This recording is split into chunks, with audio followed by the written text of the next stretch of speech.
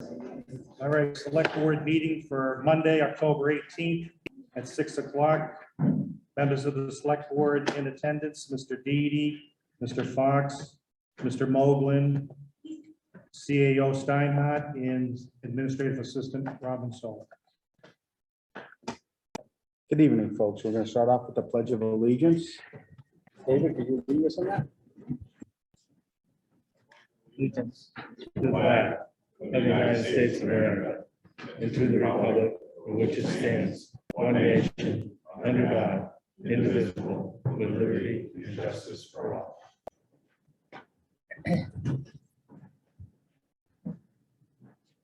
All right. Looks like we're okay. You guys hear me okay? Thank you. Mr. Chairman, before we begin, I'd like to announce the passing of Seth Kellogg. Seth, a lot of people probably know him for his 20 years of reporting in the Springfield papers about birds. He was also a member of our Conservation Commission for many years. He also was trying to get some land of his preserved. We weren't able to do that because of some survey issues, but longtime member of the community. He also operated a business in the community that he took over from his father. So if we could please have a moment of silence for Seth Kellogg, please.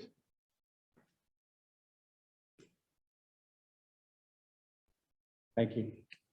All right, up next will be public comment. We'll start in the first row, and you can put please your name and your address. Okay, so we're going to go that one. We're going there. Sorry. I'm gonna come up. Come on up. Diane Gale, 5 Point Grove Road. People have reported to me directly and to the general community online that they are often not allowed to enter the Zoom meeting after the start of the meeting. This is effectively closing the door on an open public session. I would also like to address the minutes to these meetings.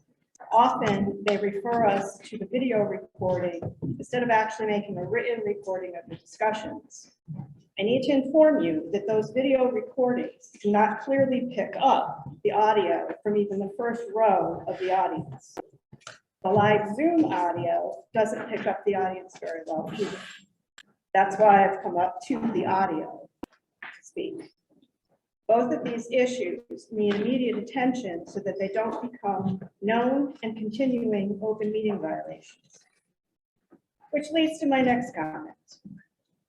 I'm aware of at least 2 fellow residents who were given false instructions on filing open meeting violation complaints, which caused at least one of them to miss his filing deadline. I also want to inform the board that I was given the same false information just this morning when I filed a series of open meeting violation complaints. I brought the top sheet of the state's complaint form with me, with the instructions directly from the Commonwealth of Mass highlighted. When given the same false information, I had to present those highlighted instructions to the clerk in order to ensure that my complaints were properly filed. This needs to be addressed immediately, so it isn't construed as a deliberate intent to deter reporting. Thank you for listening. Thank you.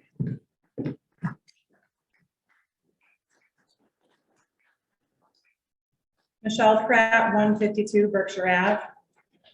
So I know you guys can't answer, anything that we have to say during the public comments, just for comments. So I did reach out last Friday to the board, got a very prompt return phone call, which I appreciate. So my position was to what's going on with the terms of appointed people to these boards. It's all over the place. We've got 1 and 3 year terms, then we have 1 year terms. Now we're doing 1 and 2, 3 year terms. It just doesn't seem complicated to me, but apparently it's super complicated. So I asked what was going on. I was told that you were checking with the clerk to see if everything was being done correctly. So that was over a week and a half after you were informed by Mr. Doherty, who happens to be an attorney himself, that you were possibly in violation of Mass General Law. You're asking your clerk and you're not asking town council. I don't get it. So after that, you checked with the clerk, said you were going to check with the clerk. on this major violation. And then I wondered to myself, how did I figure it out? I used something called Google. Took me 2 minutes. Googled Conservation Commission terms, Mass General Law, easy. It's black and white. So I feel like those answers were an insult to my intelligence. But in case you're serious and all that was true, I thought you might benefit from the following documents. So here I'll read for you Mass General Law, okay? Conservation Commission, Chapter 40, Section 8C. When a commission is first established, which was decades ago, the terms of the members shall be with 1, 2, or 3 years, so arranged, so that approximately 1/3 of the members will expire each year. Their successors shall be appointed for terms of 3 years each. That's how everybody doesn't turn over at once. It's all spread out. Makes sense. Piece of cake. Everybody's 3 years. Not this 1 and 3, not this 1, not this whatever. It's 3 years. Okay. Secondly, very clearly, after a public hearing, if requested, be removed for cause. Public hearing. We did not have any such public hearing. And you know what? You can't have a public hearing if you don't know you're being removed. They were never told. Nobody was notified. So how do you request a public hearing? You denied their access to that procedure, okay? So next, I think I'll point you to your document here, which is the select board protocols for appointments. I think Diane Gale did a great job last time of really referring to this, but I'm going to just, for the purposes of our time tonight, very quickly go through what needs to happen. When there's a vacancy, it gets announced. There's a deadline for submissions so that the town can join and participate in committees if they so choose. Then the select board schedules time on the agenda, and I'm truncating this certainly. The select board schedules time on the agenda for a meeting so that they can go over these applications. Absolutely never happened. Never happened. We went back through all of your meeting minutes and everything. Never happened. All interviews and appointments will appear on the agenda of the regularly scheduled select board meeting. Nope. The select board will review and discuss all nominees in public session. I would love it if you could hand that to me, because I want to believe in you guys and I want to think you're running this town the way it's supposed to be run. If you can hand that document to me, I'll be the first one to stand up in front of everyone and say I'm wrong. It doesn't exist. We went through the meetings, we went through the recordings, didn't happen. In terms specifically, Massachusetts Association of Conservation Commissions. Piece of cake, easy document to grab right off the internet. Terms, 3 years in length, 3.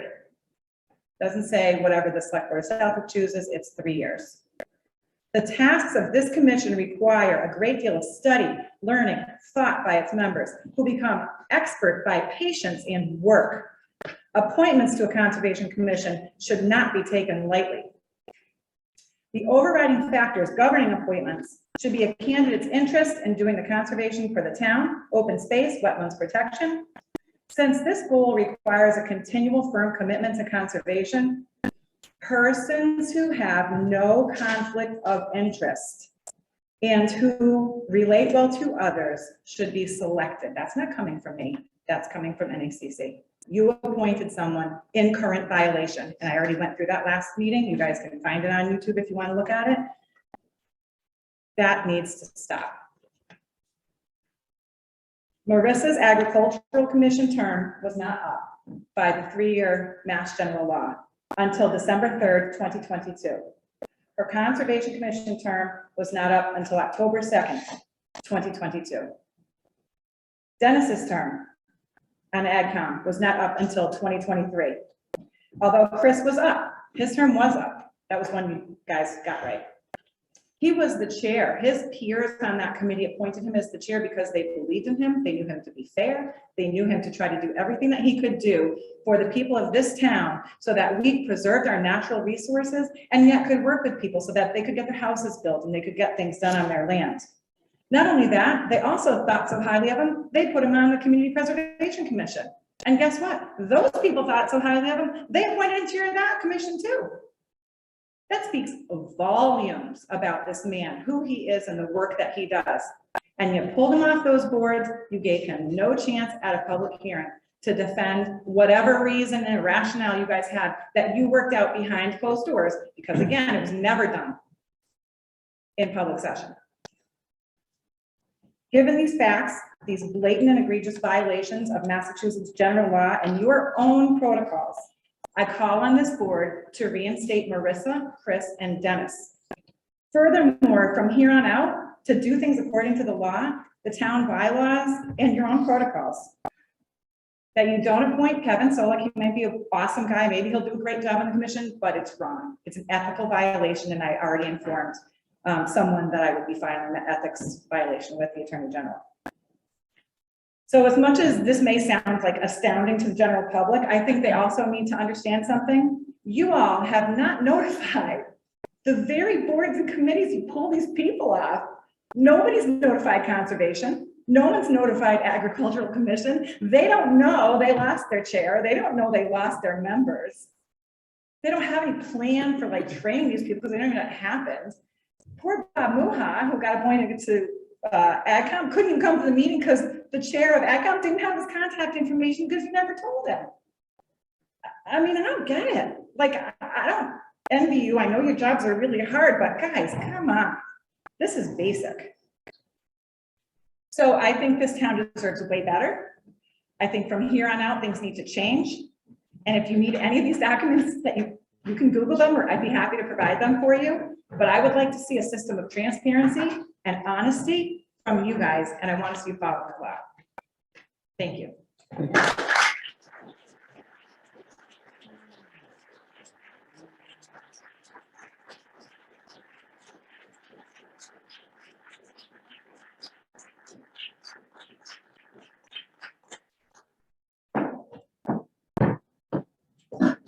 Good evening, buddy. Seth Overgone, 126 South Loomis Street. Good evening, everybody.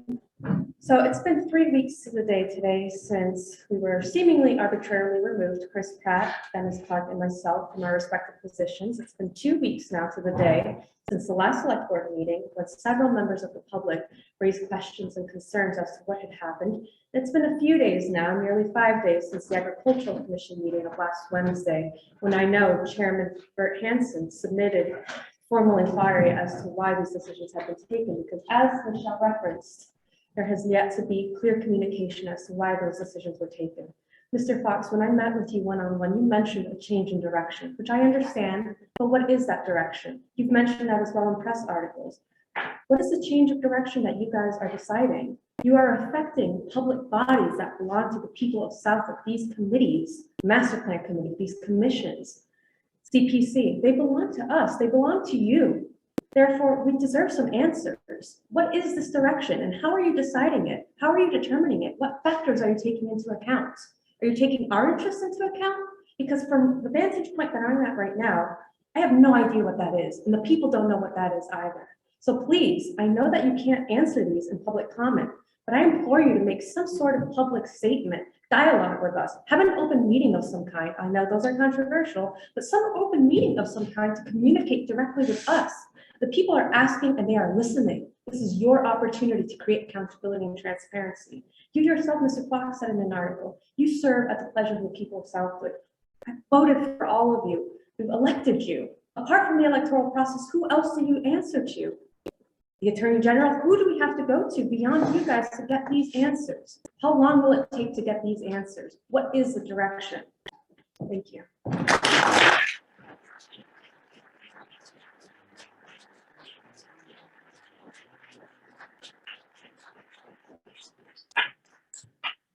Cynthia Marshall, 45 Coast Hill Road. I wasn't going to say anything this evening. However, before I listened to all this, before I came, I was thinking of what do we as a town have to do to get the Ag Commission, Economic Development Commission, Conservation Commission, even Historical Commission, to some or all to elected positions. And, that's a question. I can now put that in writing. I'll email it to you, Mr. Chairman. Thank you. What do we have to do to get those, like the Community Preservation Commission did? Some are elected, some are appointed. And where can we get funding for the Economic Development Commission to go out into the public, into the country, into anywhere, in New England, give them the money to go and bring some of these companies into town so we can balance our commercial and our residential. There's no money for them to do that, you know, and then there's no money for conservation or ag commission either. I mean, how are these commissions supposed to go and try to preserve property, to buy property, with no money? You know, historical, I believe they do get some. But instead of having to beg through the Community Preservation Fund, which has to go through you initially even to get to them. That's all I have to say. Thank you.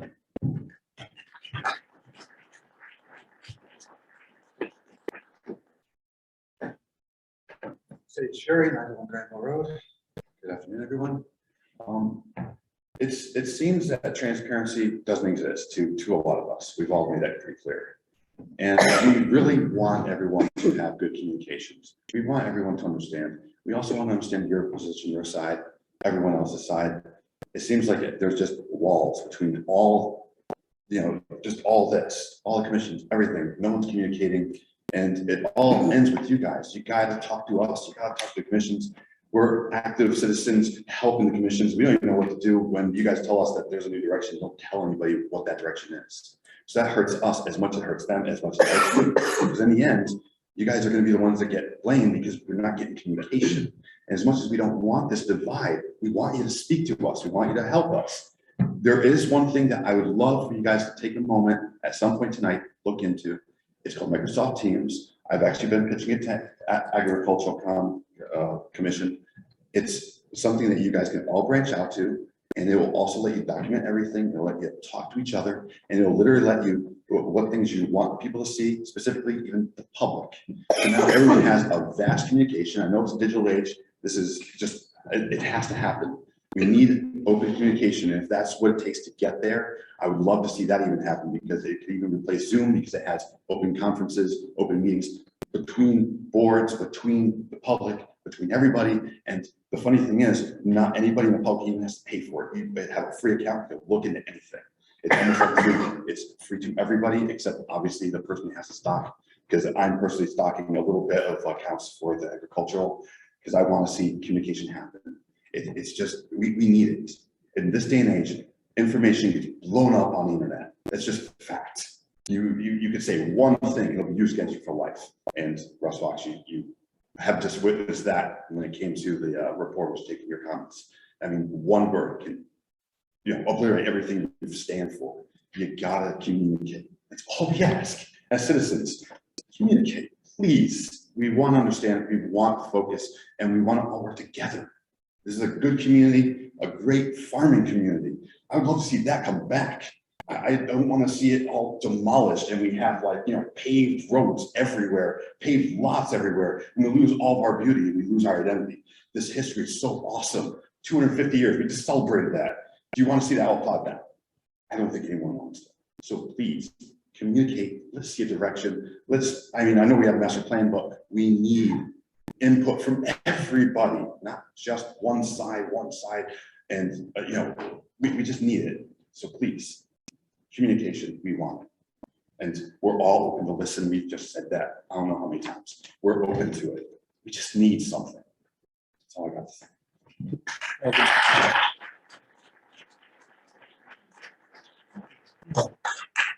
Mr. Fury, may I ask a favor? Yes. Can you just give me, not in public session, either after the meeting or just a piece of paper with your phone number?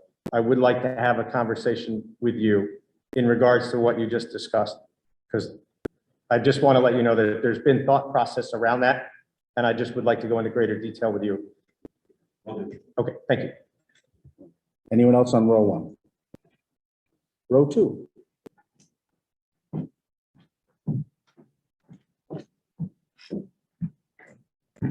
Good evening, Inga Hoteling, 45 Pine Road. I, as Cindy, was not going to really say anything this evening, but the passion that we have here as a community, we're really starting to see it come back to life again. And what I really would like to have happen on a personal note is for us to be able to communicate openly. We all are here for the same vested interest, to live within this community that we have either had third generation or second generation allowances to. And it amazes me how you all can sit there, listen to us, and not be compelled to exchange dialogue. That is what we really would like to see happen. And whatever we can do to help get to that point, we would want to foster that. We are all one community and we don't want to be divided. We want to feel as if we're all on the same page, going for the same goal, which is to live in this beautiful rural community, have balance within our government, and not be able to feel as if the breakdown of what recently happened on the 27th is acceptable, and to allow the people who have a vested interest, i.e. Dennis, Chris, Marissa, that want to do something for this community to make it appealing for a variety of different reasons, that we are here to want that to happen. So all I can say is I compel you to please communicate to the public what the direction is and how we can work in harmony. Thank you.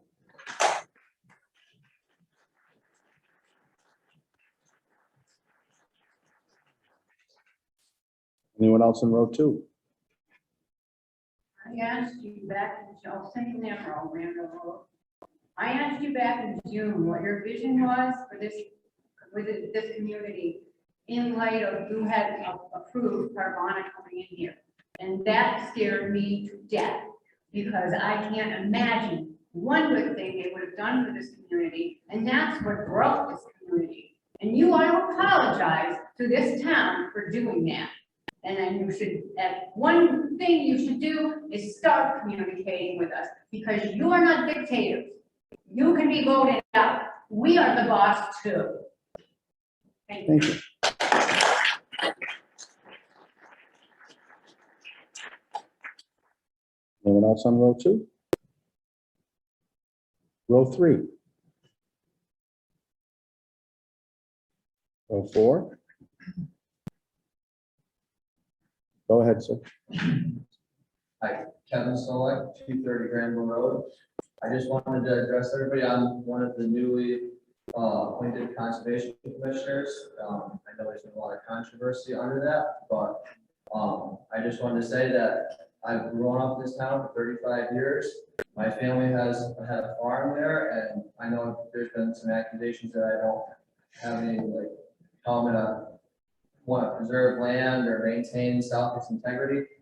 I mean, my family and my generation, I feel like I have a big role in that. And I mean, Marissa, I grew up with Marissa. She lived down the street from me. Me and her have had numerous conversations on the direction that we felt the town wanted to go. And I think we really agreed on a lot of things. And I mean, I served on the Ag Commission for 2 years.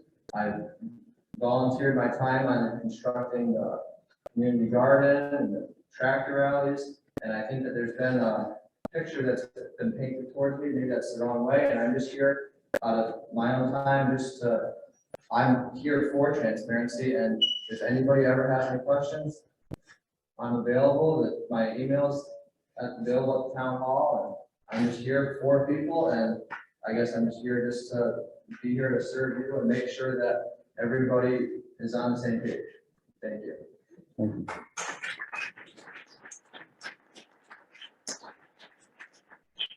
Anyone else? The back row, anyone? Zoom, anyone on Zoom waving? I don't see any. Hello, No? this is Kimberly LaMarche, 27 Kim? Granville Road. And I'd just like to add how sad, frustrating, and downright dirty this all seems. I'm sorry to say it, but I grew up in this town and I am very saddened by your conduct. And there's no Thank one you. in the waiting room. Okay. Thank you. All right, First up is, let's get the right one.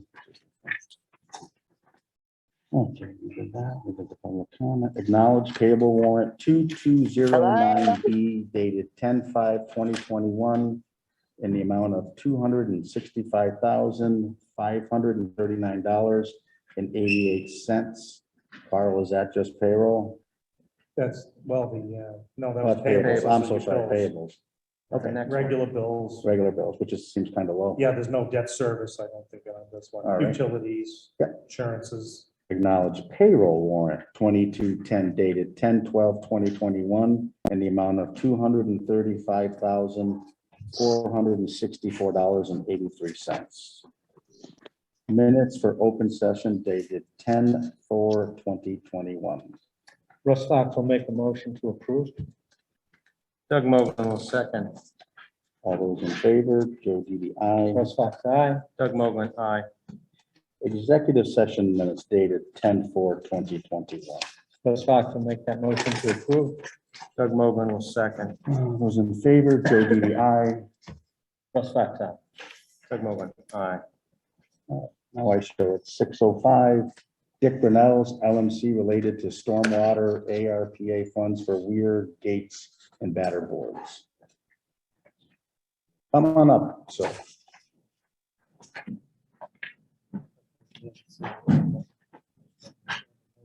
What's that? It's in your mail. This is section. Oh, sorry.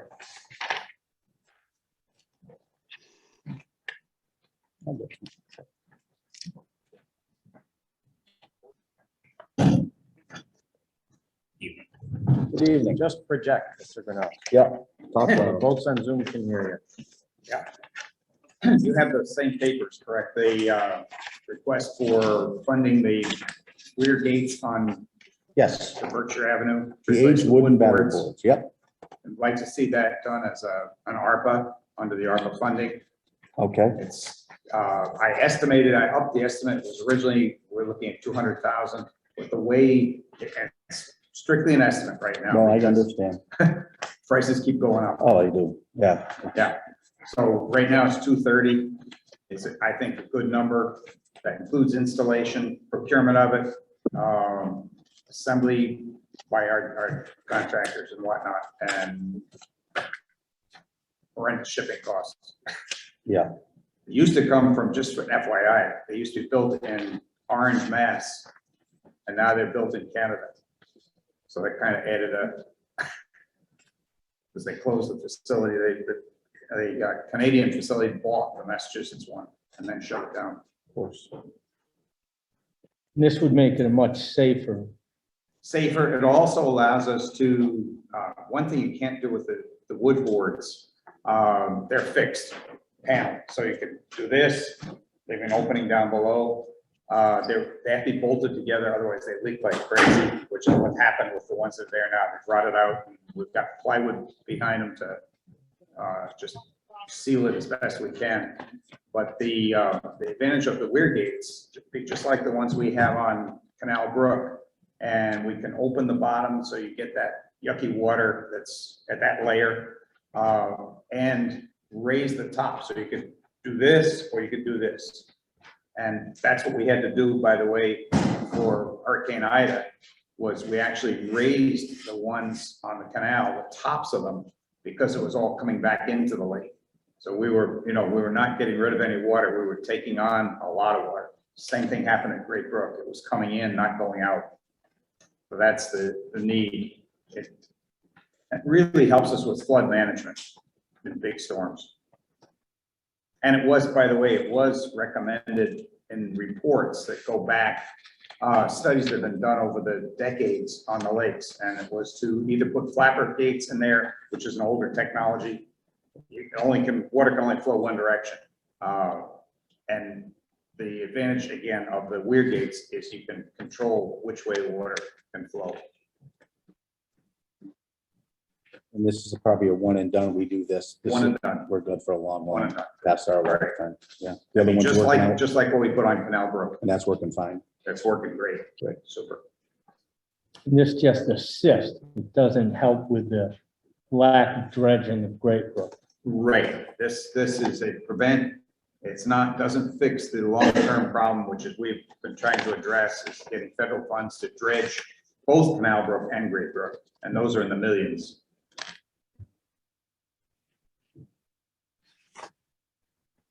And I believe, Dick, we've already had conversations with the state and federal key players about the use of these funds for To this do as that, an yes. acceptable use, relating to non-point sources of pollution, improving resilience of infrastructure to severe weather events, Sure which does. when we have the major rainstorms, starts to cause problems with water not flowing out of the lake, but back. Right, right, flowing into rather than out of. Right now, we have to treat it like a bowl and stop water from coming in. Unfortunately, until the brooks get dredged. In lack of a better term, shovel ready. Shovel ready, absolutely. This is, Yes, yes. so no design issues, No, no, it's a design to build. The companies that manufacture them, when we had the ones on Canal Brook, we went through the bidding process and it was basically a design build and, you know, design and fab and then deliver it. And they provide a person with it while it's being assembled, so they can say, you know, take out the kit right. and how to assemble the kit. And this includes everybody, the Yeah, everybody. installation, every little piece. So if it was, when we do this approving of all this money that start to finish, what are your thoughts? 6 months, 8 months? That's probably, yeah, I would say 6 months is reasonable. It's a sliding 6 months. The sooner you get it in, before they crank up the facilities for other work, it tends to grow as if you wait too late, you know, into the year. Right. Douglas, anything? No, sir.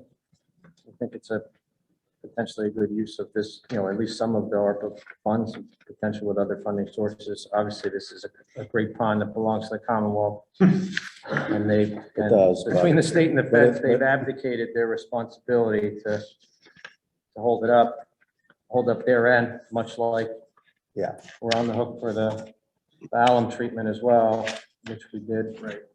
We After really much tried to back and forth. get money out of the environmental bond bill I to do know. this. It's been on the list for Yeah, half a dozen years probably. yeah, they approve it and it sits Well, there. as it was explained to me, it's like hero mail, right? So Yeah, anyone can shove something in a bond bill and claim victory that it's in a bond bill. But until the actual legislation is written that actually spends it. funds and goes and borrows the money against said bond bill, it's not hardly worth the Right, binding that it's printed in. yeah. Agree. And with all that investment over there, now's not the time to stop, that's for sure. Yeah. All right, thank you. Anything else? Thanks. Thank Thank you, you. sir. 6:15. Fire Chief and Firefighter Academy graduates Newman and Beckman.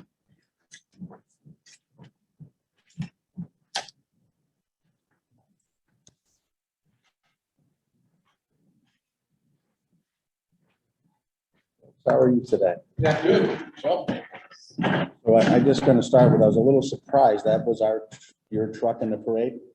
yes, That would have been nice to know that. I mean, you guys were separate from me, so I couldn't pull the trigger with you guys, but that was awesome. I saw it on the YouTube channel. I watched it. That Running was, good. yeah, that was great. we were afraid of it going up the hill, but I guess they had more problems with it coming down the hill.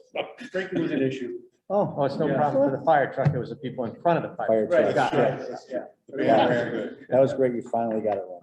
That, So we wanted to stop by tonight Yes. and, I know you were there, but congratulate, firefighters Newman and Bachman for completing the 11-week academy now. Career academy. So they're certified as entry-level firefighters and both already have their paramedics and, ready to go. So as tradition, we like to give them their yellow helmets. I know we have a absolutely. little bit of a barrier here today, but, It's okay. in theory, it's the same. So- Yes, yes. I want to apologize to both of you for not being able to attend your graduation. Unfortunately, I was out of town that day. But much respect to both of you for what you've accomplished. Thank you. Beautiful. 35 minutes. Perfect. Yeah, that was nice. Would you tell the police academy that 35 minutes? Yeah, That'd be great. It was a house, it was I great. did notice the difference. That would be great. All right. Thank you. Oh, congratulations. Yeah.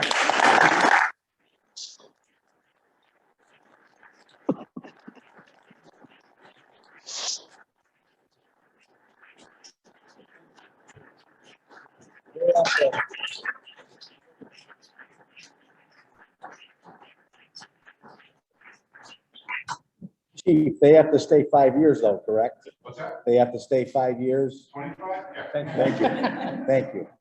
Mr. Chairman, Fine one. I need to make a point of order.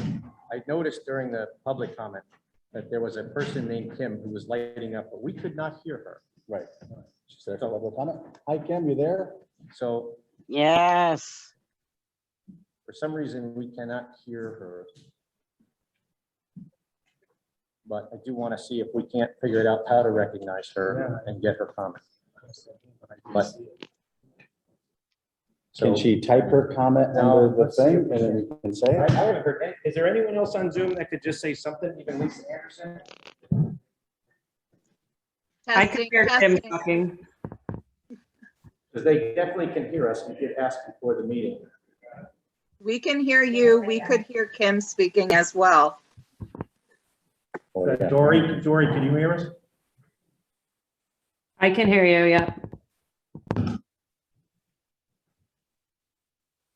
She says she's talking again. I heard my comment was heard.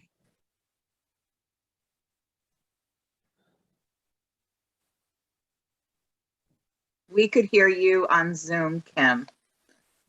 Thank you. You're welcome. About now. Keep talking, Kim.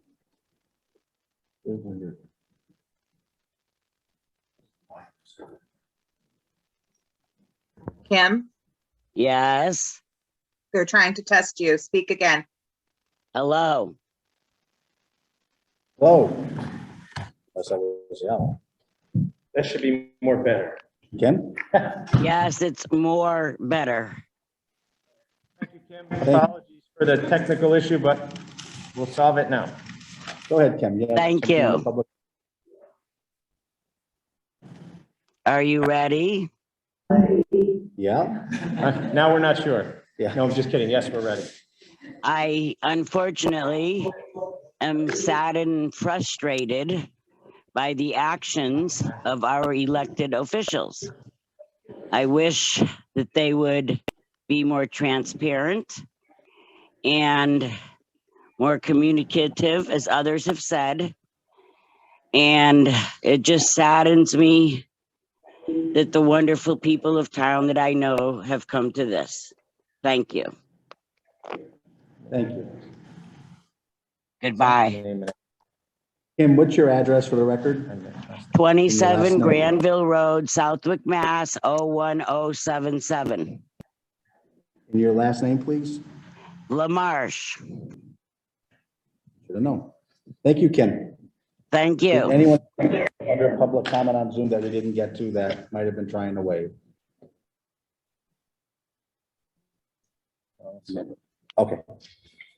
And we're going to continue to have these issues with the Zoom, but you know, the other option is we don't do it, right? And you don't want to see that as much as you know, we argue over what is perfect and not perfect. It's a process. And yes, it's for the younger folks that are IT specialists or the older ones that still think they are. Thank you for addressing it. Oh, absolutely, absolutely. Michelle. Yes, Michelle Hell. 620, appointment town clerk. State proposal of new precinct lines for 2020 census. Oh, boy. Hi, how are you today? I'm fine over here. Is that what all that is? Very much, yes.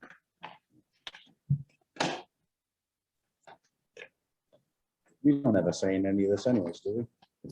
This is the, okay, that's. Right, the state tells us where your new lines are gonna be. So the map has been, this is our proposed map for the, from the census. So from the federal census, they create your lines throughout the state. Unfortunately, this particular census, the state has come in and they're drawing their lines or we're trying to draw our lines. So right now, I have to ask the selectmen for approval with regards to the map that has been put together. So I did send you guys a link. I don't know if you're able to see, but I can actually show you where those changes are.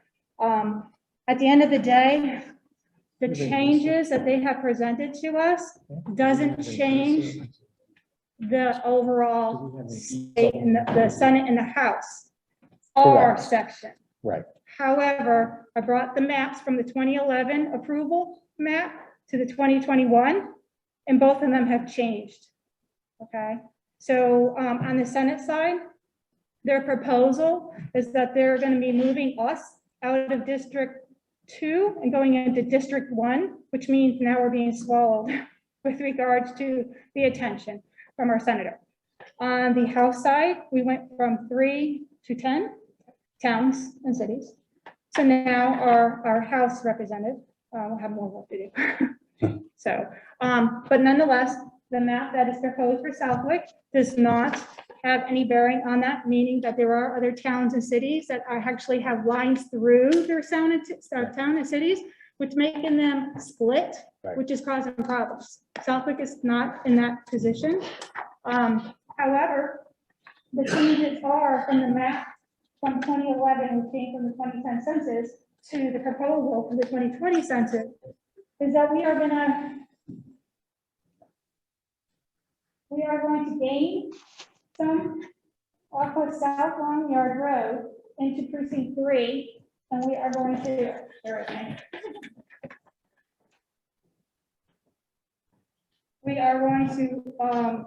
lose, I think we're losing, yeah.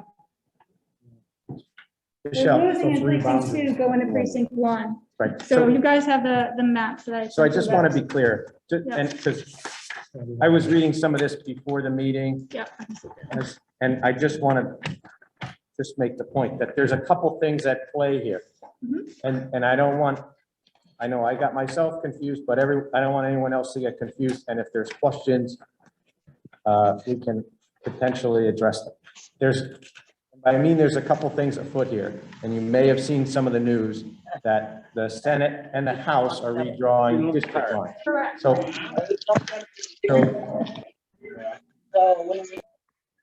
So Southwick is going to move out of the district, senatorial district that today includes, I believe, Westfield and a couple others, and they're going to shift us west. And I believe that current senator is based in Pittsburgh.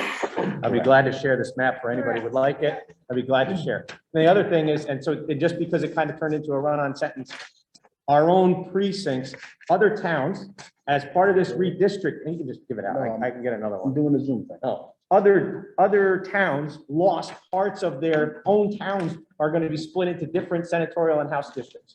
Southwick's not affected. We're going to be, all of Southwick is going to have the same state rep and state senator. But what Michelle also just talked about was the census is going to force us to redistrict precincts within the own town. So when you come in today and you're in precinct 1, you may very well be in precinct 2 or 3, and some people are going to move around. But the only result of that is which line you get into to check in when you come and vote. Correct. Okay, so I just wanted to be clear in case anybody wasn't following it, because I know there was a lot of back and forth about all of this going on. And then this is the legislative district. Everybody votes with the council. on Right, Aging. you're still That's gonna where all come into three town hall at precincts, council on aging. You'll just hit in a different You line. might have to look and see if your address moved to a different district, but your vote count's the same, it's still the same. But more importantly, I think concerning to the town and subject to further discussion is the fact that we're gonna be separated from the primarily, Springfield-based and, closely aligned with Agawam, Westfield, on the senatorial side, instead with basically everything west, Southwick west and north to was it almost the top of the state? Right? It was, Yeah, to the very top of the state. If you can see the new blue, and I'm sorry, I have to make an eye chart. That's right, Doug, I actually passed around some Oh, charts. she's got one that's actual size. Okay, good. So Southwick is gonna be put out to this section north. Doug. Someone, hey, Doug, me. Doug, yep. Yes. If you use your laptop, we'll be able to see better than on the owl. Don't have them electronically. Oh, I see what you're saying. Hold them up to my laptop like that. Thank you, Dory. House, though. That's Here's the house. opening up the house. Here's the Senate. So, yeah, that's the current proposed Senate map, which takes us out of District 2 and puts us into District 1. Did I say that? Right. And you can put this online, Michelle, you can have this all posted by Jim online. Yes, Yeah. I have this map. Thanks, Dory. Just remember, 2021 is not finalized. Yeah, this is still 2021 open. is from the 2020 census, so it's not finalized overall, but. When will it be? Well, what I was saying at the beginning, the state's actually making their lines while we're trying to approve our lines. And our deadline is October 30th. I think they're kind of aligning theirs along the way. So I think it's December 30th overall. Everything is supposed to be done. So if there is this not to be approved, we would have to go back and forth to try to get things resolved as quickly as possible. So. But that's the state. So this, Ours is October 30th. so this is re-precincting Yes. versus this, what we were just talking about is redistricting. Right. So this is just aligns the map of the town of Correct, Southwick, correct. We're which just- really doesn't matter for, you're still gonna come to the senior center, you may be in a Yes. different line, Yes. but That's unless all you it have a is. real nostalgic reason that your precinct may have changed, this is not really a problematic thing for us to move forward with. As far as the rest of it, having a discussion or making policy votes or discussion on an agenda item here, that's a different topic. But this is just the re-precincting of the town of Southwick. It's the lines though. So regardless, those are the lines and these are the lumps. So I was just trying to demonstrate that these feed into these lines. Oh, yeah, absolutely. So, and the good thing about these lines, that no matter the change, it's not, we're not being split among Right. either Like, House or sure. Senate. We're just being moved, not a split, which is Right. really good. But just like Westfield is losing, I believe the preliminary map had Westfield being broken up and Agawam being broken up, I did- at least in the House. On the House side, it's very interesting, actually. You're right. There's a couple towns there. So on the House side, I can pass these around. Before we were 3, now we're only 10. So, and I have a really bad eyesight, so I can't really tell who those 3 were. I could tell one of them south because of the dip, but. So this was the House one, which you have right there. Yeah. Actually. So yes, tonight is only about our lines, Southwood lines. They just wanted to demonstrate how it feeds into. And because we don't have precincts located in 2 or 3 different locations, all it is moving from one line to another, like you said. That's all it is. Right. Yeah. So what do you need from us tonight? I need approval to be able to send back to the state or disapproval, one of the 2. Because either if we approve, it wraps us up and we just wait for the overall, the Senate and the House to be done with their lines finalized. That's it. But we haven't seen any or heard anywhere that they would move a precinct of Southwick and split the House of Representative for the town of Southwick and have 2 of them, one for the north and the south or east and west. Given that we have a dip into the Congamon, I don't think that they can split us in a awkward way as they've done some others. Yeah. So I think Don't we're in a good test position. them. I agree. But however, I do see us in a little bit better position than, some other cities and towns. So it'd be hard to kind of split that. I'm not so sure I understand the logic behind them shifting those 2 particular scenarios that I have marked over on this particular map. Because to me, it doesn't even out as far as population. So it has me kind of baffled, but that's kind of normal when it comes to that. Yeah, but if that's all we're gonna have for issues, it's wonderful. What's that? If that's all we have for issues, it's Exactly. wonderful. You gotta think about it. Yeah. Well, I think it's interesting because though the risk I think is minimal, if we vote to accept these lines at these precincts, and then in their infinite wisdom, the House or the Senate decide to split a precinct to another Senate district or House district, that would be meaningful, right? So you could have, am I right, Russ? Yes, I mean, I'm yes. just making sure I understand the Yes. politics, You are because correct. it's a very political process. It's not oh, it's just straight math, and this is like this and like this, like, read into the tea leaves why Southwick was moved into that western district. It's a good political discussion more than, oh, the math says that Southwick should be here, right? All of our relationships and ties are with Westfield and Agawam, and most of people go towards Springfield, and we don't go up to Pittsfield, right, where the current senator is based. So there's probably a lot of political tea leaf reading to be done, and it's a good discussion to have. My concern is if we accept these lines, and then, and it's a draft plan right now that's open, I think there was a public hearing even today. Yeah. I had sent a note to Senator Vilas asking, this makes no sense to put us in Pittsfield, right, versus, and, whether being whatever, and then there's a lot of opinions as to why that is right now. So I would just be concerned that they said, okay, well, we compromised, and in order to get done what we need to do, precinct 1 is now in the Pittsfield group, and precincts 2 and 3 stay with your Westfield, senator. I think that would be a tragedy. Then we'd have to look a lot harder at this map, because we may have people that may feel they're aggrieved by being in one district or another, and literally could split neighbor to neighbor. Look, to that point, looking at the Senate map, yeah, we've just been grabbed over here. So you're right. There is that possibility that we could be split. I'd be Sorry, kind I of didn't mean to take over your- taken No, back. no, That no, happens to us that's- in a lot of different levels. Now, just looking at from where I sit, I do with elections. And if we get split, that's 2 different ballots I have to deal Yep. with. Okay, so that makes it complicated. Nonetheless, there are a few cities and towns that are like that, and I say few, but it's a challenge. And you'd also, It's a that challenge on the operationally, town side, that's a too. whole nother discussion. Maybe you Yes. would have that precinct vote someplace else just to keep it clean. You don't have wrong ballots in the wrong place and, whatever. Like Westfield, Westfield is split in this. Agawam had a couple of precincts lopped off into 2 house districts. I believe it was house districts, Yeah. right? So some went to Southampton or somewhere else, and some stayed with the current setup.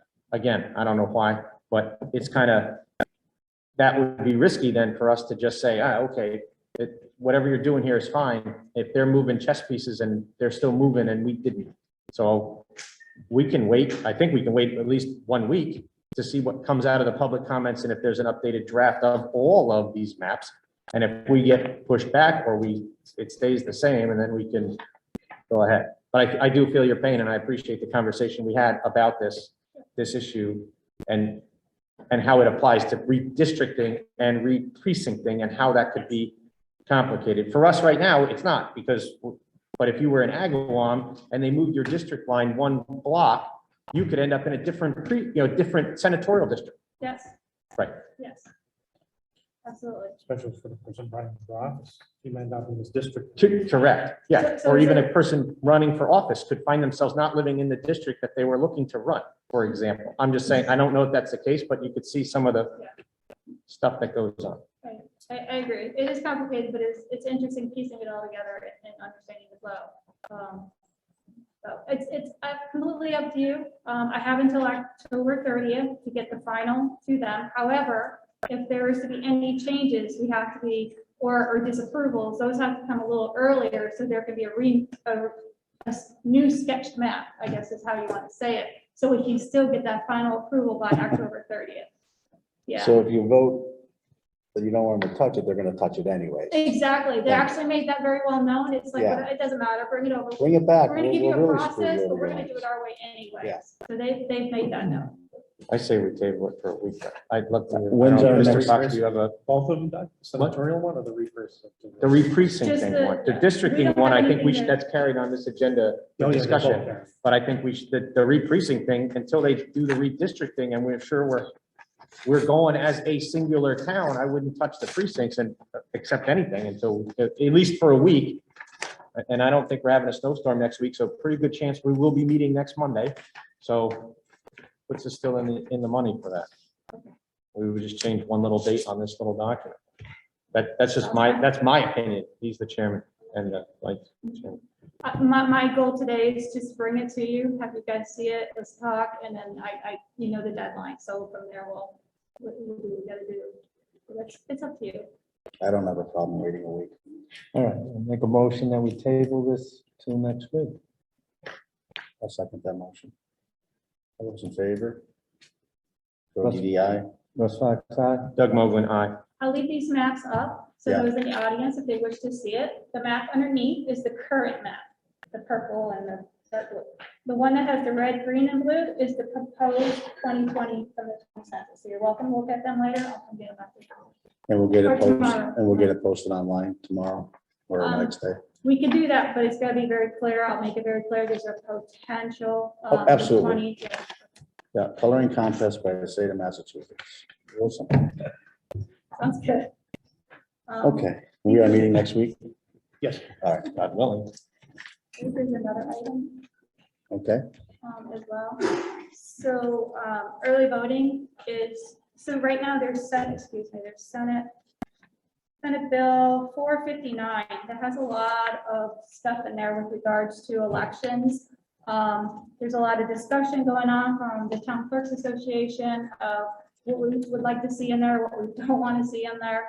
But one of the things, a few of the things we're talking about is like same day registration. The one I'm really happy to see in the bill, and hopefully pass, show proof of ID at an election. But the other one is early voting. So right now, you know, it's at the state elections, which includes the presidential if that happens. They've now made it at the primary. So now there's discussion to make it at a local, okay? But it's gonna be by local option, and that local option, and it's not there yet, it's in discussion, I just wanna make that very clear. The approval would be at the selectman level. So just wanted to know that it's surfacing out there. So they are looking at to minimize some of the early voting instead of 2 weeks, making it down to a week, especially for a primary. They're probably gonna keep the state elections at 2 full weeks. To include weekends and stuff. So I just wanted to give you an update on that. Michelle, did we get any additional monies this past election? For early voting, things like that, We have, I can't remember the dollar amount, but we have for these elections, we've been but getting. it's not covering the cost. Oh, no, bipartisan. Okay. But So we it's not meeting the sunset rule or any of that, right? Or- We get a portion, there's a grant process I go through, and we get a portion for every state election, okay? So every 2 years, we get X amount, its average is about $1,800 upfront. If we do anything above early voting and stuff like that, they come behind and then give us a few extra dollars for that, okay? I mean, it could be like 500, 1,000. It's another application I have to go through and fill out what we actually did. So, but on a local one, I don't think that would happen. It would be full 100% cost for the townspeople if that was something that did get approved by the governor and then a local option. So, That's their hook, right? yep. Mr. Fox? If you make it a local option, then they can't say it's a mandate. Right, so the auditor Correct. investigates, That's how they get around they say they're gonna give us the money to cover its unfunded mandate, and then they don't give us the money. That is correct. So again, one of the dog and pony shows that goes on. And the taxpayers put the bill. Well, and you have the data, I mean, which you can share with us at your leisure, right? Because you send it to us after every election, right? Almost by day, when we had the early voting, Yes. right? So Yes. you saw the percentages, so we can present that data, right? And say, look, 50% of the people voted early, 10% did, whatever they were, I don't remember off the top of my head, but we have the data, and then you know, that would be good as far as the process to understand what's the Absolutely. value. I have kept track of every early voting that we've had by the day to kind of get it overall and to get a daily percentage. So And if I recall, and please tell me if I'm wrong, but the net voting number didn't really change.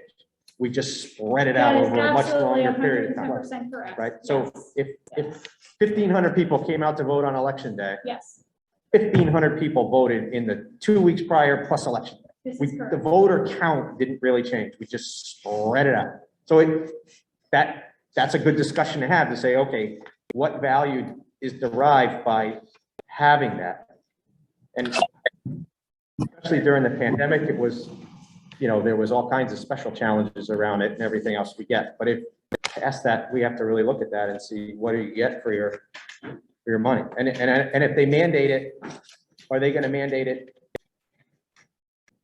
You must have 2 weeks or 4 weeks or whatever it is if you're gonna take the local option, or does the town have any flexibility to say, oh, we could do it for a week, or we could do it for 5 days, or we could do it on, the 3 Saturdays before, whatever we want to do to try to encourage participation in the process without it being overly burdensome on the town itself, financially and resource wise, because you got to work the hours as the people that are certified to do it, right? So it's not as straightforward as, just leave a box out there if it's stuff that people have to come in and do. So, thank you. Any questions? I'm good. You got any questions, guys? No, thank you very much. Thank you. Jeff, Thank you. thank you. Have a good night.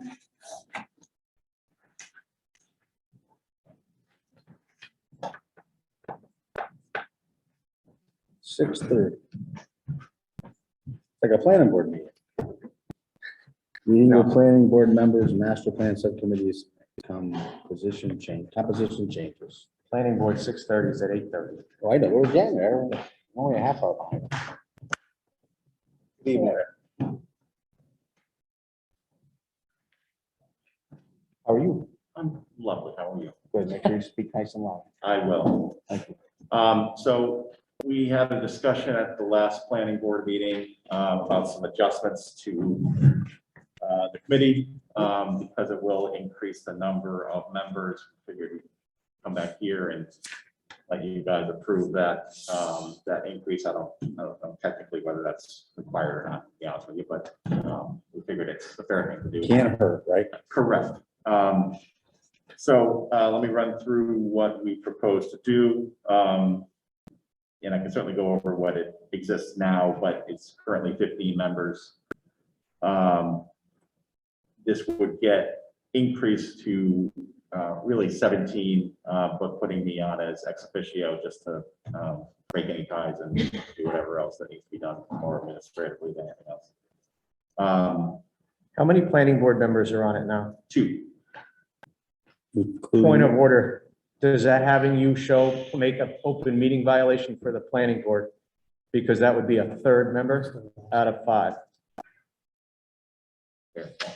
And I don't want to have anybody jackpot themselves.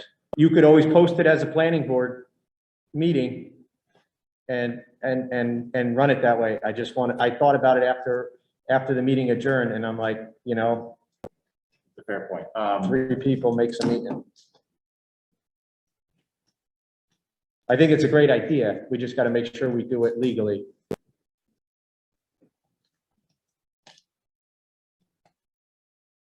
Yeah, I think doing it is worth it. So we'll figure out the logistics of whether, when and if I show. I mean, I don't know how many I'm going to anyways, but we'll figure out the logistics of it. And if we need to post it, we'll post it. Especially if you're going to vote. And you just posted it. It's just a matter of the posting and everything else. Correct. Yep. Okay.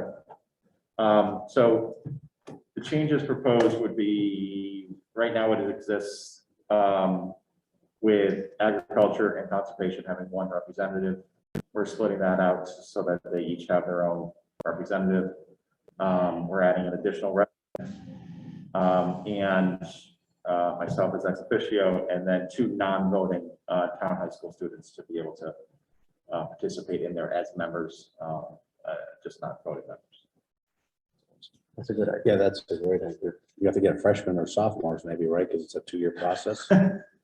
Well, we figured I told Superintendent Wheeler to, she can figure. If they don't out vote, so I guess it stuff, doesn't and matter. I'm not They would change just because it's a process, right? I think my guess is that it wouldn't be 1 person for the 2-year term. It would be, the idea is it's a sort of living civics exam, or civics class. So you might as well get as many people to benefit from it as you can. Yeah. Would be my guess, but I'll leave the logistics to her. Great. Any discussion? None. I understand. From me. Yes? No, I think we already approved the forming of a committee. It's up to you. I don't think we need to get involved. No, but we have to bump it up for him. No, I don't believe so. I think, it's probably worth having a vote Yeah. just to confirm that this iteration. Yes. We is voted being to approved. create the sub at 15. or put it at 15. I would increase it to 7. I I would second a motion if it was put forth to increase it to 17 for what the chair described and subject to the proper posting of the open meeting law. Yep. Of the planning board. All right, then I will make that motion, just to make sure we're leaving. Second, Doug All Mogul. all those in favor, Joe DDI. That's fine, aye. Doug Mogul, aye. Thank you, gentlemen. All right, thank you. Mike, Have a good night. when is the committee actually gonna start? Hopefully the first meeting will be before the end of the month, or maybe the beginning of November. We're trying to get a date out there, but we'll talk about it tomorrow and set a date for that first meeting, and then after that, they'll set their own schedule. Good. Okay, Good luck. Thank you. Thank you, Mr. Chairman. Next up, I have adopt job description for Springfield Police Department Assistant ACO Officer.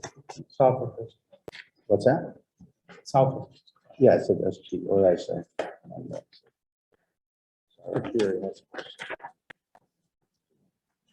Mr. Fury has a question.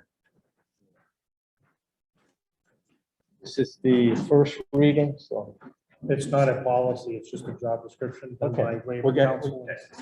hang on a second. I just want to make sure we're doing it. If it's a simple question, I'll take it. It is. Okay. For the statement thing, banking off of what the master plan, what they want to do with kids. I was gonna bring it up next meeting, but I just want to say, can we possibly consider putting maybe one or two from high school on each commission to give them experience, but also to add the youth ideas to our board and ideas for the community. I think that would be very effective. I don't know if we want to give them all half vote and make a decision to help to gain some kind of also, balance. But I really think we should consider this for our future, especially for the commissions, and to also bring the community communication from the children's perspective and the adults, because it can also add to us. I think it's wonderful. You find me 15 kids that are going to show up and we'll have that discussion. So get me their names and numbers. Seriously. That's the only problem I find with all that is that here it's beautiful. The roses are falling. It's a great thing. I see the beautiful waterfall in the background and then try to do something unless they're being punished or they're being forced to do it. And we all know what happens when they're forced to do it. They don't enjoy themselves. But there are some great kids out there that actually, we had some in Dick Grinnell's office that came up for engineering. I think the kid's still doing it. He did a wonderful job, but he was passionate. So that's the biggest issue. We're getting some kids that are actually passionate and that's where we look at it. Yeah. Okay. Yeah, this This isn't question and answers. I just did that for him. Mr. Chairman, there's a couple of things that come into play with that. I know there's a lot that come into Being a play. registered voter or maybe going through the school system where the superintendent has. to Yeah, there's a involve. process, but I hear you loud and clear. There's a civics curriculum issue that may have to be addressed at the school system. Yeah, and we'll try to figure it out. Go ahead, ma'am. 4-H. Yeah, perfect, right? Yeah, absolutely. There's some guy in the room named Randy Brown that knows a lot about them people. There he too. is. Oh, I'm sorry. Okay, let me please continue. All right, job description for Springfield Police Department Assistant ACO Officer.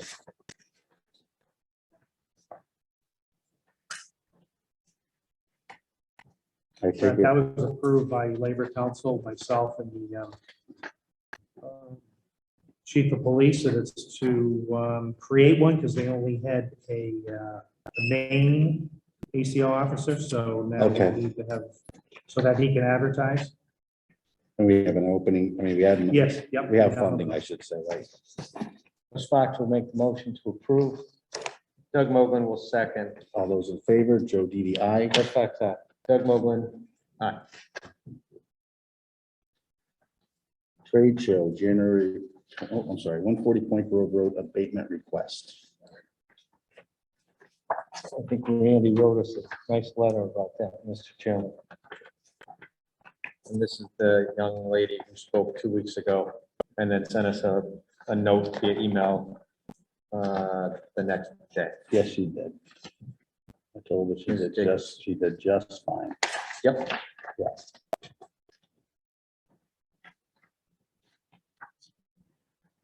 So we need a motion to approve. I believe Mr. Brown is leaving it up to our discretion as sewer commissioner. equates to $116.64. Minus 25, Randy, is that right? Did I read that right? Correct.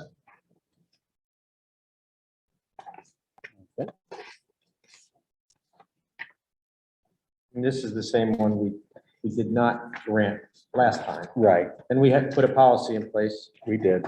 and then there may have been some miscommunication back and forth. There was.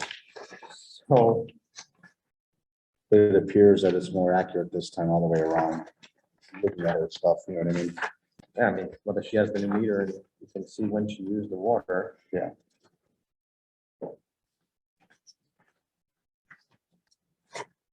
Well, those new meters are quite good. They're great as far as You know. if something's wrong, because it gives the water department the heads Also, up. day of to time, let someone know, time of right. day. They've called me what the twice to consumption tell me that in the middle of the night I have an issue. And they're right. My ice machine was staying on. Oh, yeah. Although I was at DPW this weekend for the parade, and I do notice they have one of their spigots leaking outside one of their garage doors. I don't know if that's gonna pick up on their reading, but it was cute. I had to say something. Like the shoemaker's kids. Yeah, right? it was just like, look at that, son of a bitch. Mr. Fox. You know, obviously, we have much better data this time around. There was We some do. miscommunication. But I think the intent was there. She did file even though after the fact. So I'd make a motion to approve the sewer bill abatement for her. As I understand, it's the 116.64 minus the 25. Is that correct, Randy? Yes. Okay, so that would be my motion. I'll second the motion. Thank you. All those in favor, Joe DDI. Russ Fox, aye. Doug Mogul, aye. Do we have an abatement book that we still have to sign? Yes. So It's probably not right. we'll come during in the and week, sign it. sign it. And yeah. for those following at home, if you're gonna fill your pool and you're on the sewer, there's a process to abate your sewer usage. Just for that amount of. Just for the gallons. amount of the gallons Pool. used to fill your pool. But, yeah, But you gotta find out, is it on the DPW website? Yes. It's on the DPW website and it's gonna cost you $25. And the DPW can come out and observe said pool being filled if they wish. But it can be a significant amount of dough if you have a significant sized pool, because you pay your water and the sewer based on your water rate. So if it's not going in the sewer, there's a process to abate it. yes. Authorized Mass DOR FY 22 sewer rate relief grant submission. Right, we do this every year, Mr. Chairman. It usually amounts to several $1,000s that is able to go into the DPW special revenue account for the sewer division, which is appropriated out at budgets each year at town meeting that are adopted. Correct. Russ Fox will make the motion. Doug Mogul will second the motion. All those in favor, Joe DDI. Russ Fox, aye. Doug Mogul, aye.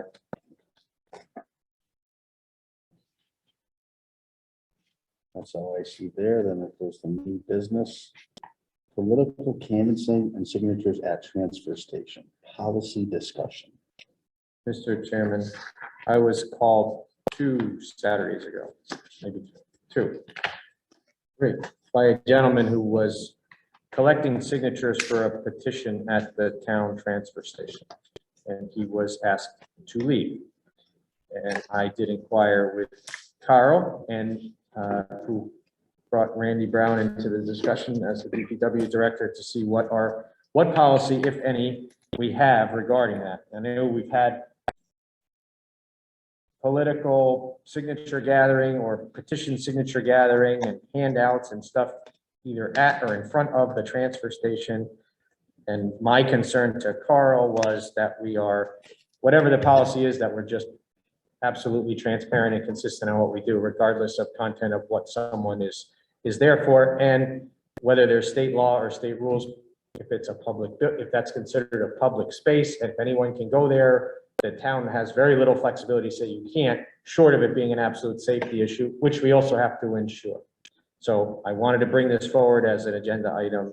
I did ask Carl to ask the chair to carry this as an agenda item for discussion with this board to set policy and give direction to, and input from DPW and give direction to them, because the gentleman who did come there was extremely cooperative. He did leave, he called me, and I went back down there, and he was along Industrial Road after that. And I believe he might have made another appearance and was again asked to leave for safety, and I believe he went back to the same spot. But I think we should just be clear as a board that we're consistent, so that we don't jackpot ourselves by, we told one guy to leave, and then the next week somebody's selling Girl Scout cookies up there, and, and that's okay, and we end up in a jackpot. So either everyone's in or everyone's out, and if we have a spot that we could do it, great. If we don't, we just say no as a matter of course. There is state law on the issue that I brought to. Huh? I think the town clerk. And the town clerk weighed in on, and, it is kind of an open question. You were supposed to have a permit to go to the transfer station, but there are things you can bring to the transfer station without a sticker. And it is a governmental facility, so it's kind of open to the public. So it is a kind of a gray area. I think we should just set a policy and be clear. Whether we do it or don't, I don't have a dog in the fight. Someone could set up on Industrial Road and get the traffic count the same to me, but I just think we should be, for the sake of everyone, just be consistent about it from a policy perspective. Can you come to town hall and do that? Yes, absolutely, you can. You can. Just not on voting day. That's Right. that's No, seriously, a whole yeah. different thing. But Well, if yeah, someone but- wanted to set up shop outside of the front of town hall and collect signatures, they have an absolute right to do it. Same with the schools.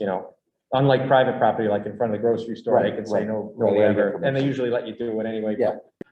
But the, when it's a public building, it's a different story. And I hear Randy and others loud and clear. I mean, there's a lot of traffic in and out of there. And I wouldn't want someone to get hurt up there bouncing between cars to try to get signatures, and then have the town also be jackpotted for that too. Oh, yeah. Right? So I just think we need to be consistent, set the policy, and then make the policy clear. And if there's a place to provide it, that's great. Then someone could show up and say, hey, go over there, set up your sign, stand there with your clipboard. They come to you. Don't be going to the windows of cars, because you're going to get run over, right? But we just need to be consistent as to what we're doing. And the question is, does that then have to be incorporated into the transfer station rules and regulations? Or is it something that's totally outside of it, because there'll be people who want to find stickers and get rid of trash? Say that again?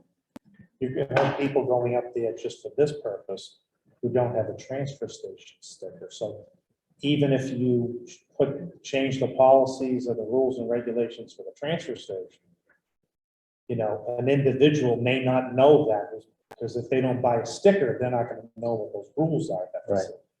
They don't get it. I would argue that that's the opposite of what the intention is. Obviously, on a Saturday, someone there to collect signatures for a petition, it's the old, why do you rob banks? That's where the money is. That's where the cars are on Saturday. I don't think somebody's going to say, oh, I really got to go to the transfer station because the guy's collecting signatures there today for this thing I want to sign. My opinion.